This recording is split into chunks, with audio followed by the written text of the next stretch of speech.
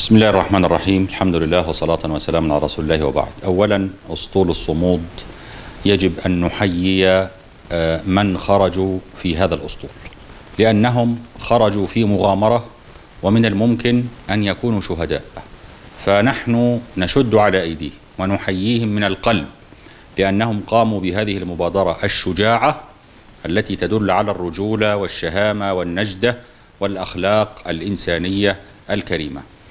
الأمر الآخر أن هذا الأسطول يجب أن تتوفر له كل ألوان الحماية. هذا الأسطول يتكون من 18 دولة خرج منها ناس، كل دولة بحسب عددها خرج من تركيا وخرج من أمريكا ومن تونس والمغرب والجزائر وماليزيا وأندونيسيا وهولندا، وعدد من 18 دولة خرج منها ناس يكونون ما يقرب من 500 فرد. 500 فرد خرجوا على هذا الأسطول، غامروا بأرواحهم وبادروا هذه المبادرة.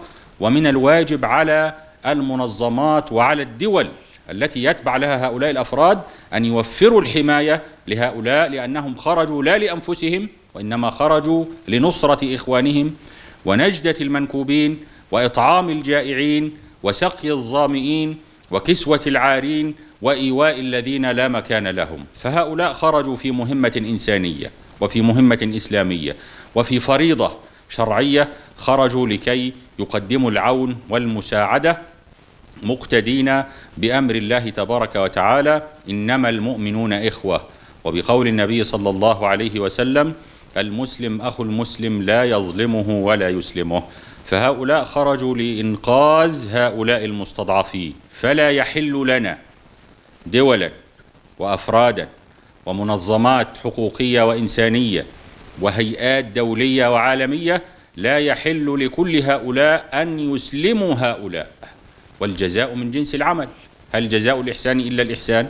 هؤلاء خرجوا لكي يقوموا بواجب، ونحن بكل هذه الفئات وهذه الهيئات وهذه الأفراد وتلك الجماعات، هؤلاء كلهم مسؤولون عن هذا الأسطول حماية له وتوفير الأمن له، وأن يصل إلى ما يريده من غاية، يصل إلى غايته، يدخل غزة ويغيث هؤلاء المنكوبين ويقدم العون الواجب والمساعدة اللازمة له. نحن الآن سمعنا أن هناك سفنا أخرى تنضم إلى هذا الأسطول، أسطول الصمود، وهذه مبادرات شجاعة أيضا، ويدل على أن هذا الأسطول له أثر إعلامي وأثر إنساني وأثر عالمي، مما جعل هؤلاء ينضمون ويجهزون سفنا ومراكب وأشياء لازمة لهذا الأسطول.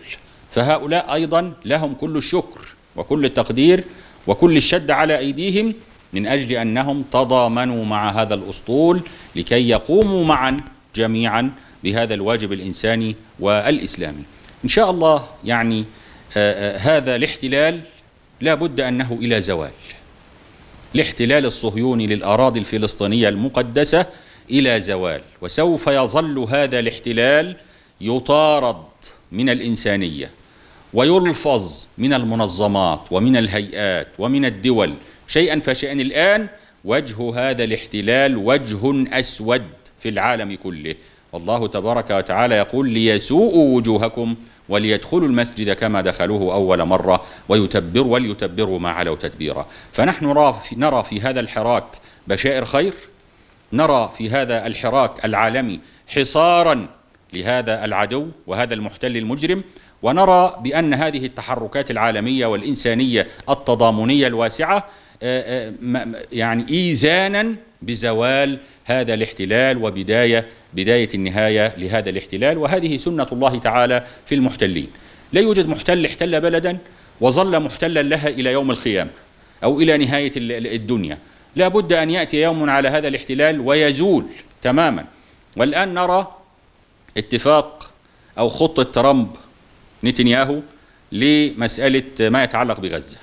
هذه الخطة هي أصلا دليل فشل الحلف الصهيو أمريكي في العالم، لأنهم لم يستطيعوا أن ينالوا شيئا في الميدان فذهبوا إلى فرض خطط أخرى خارج الميدان.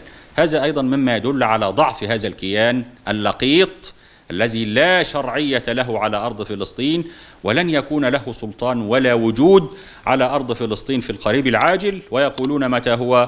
قل عسى أن يكون قريبا.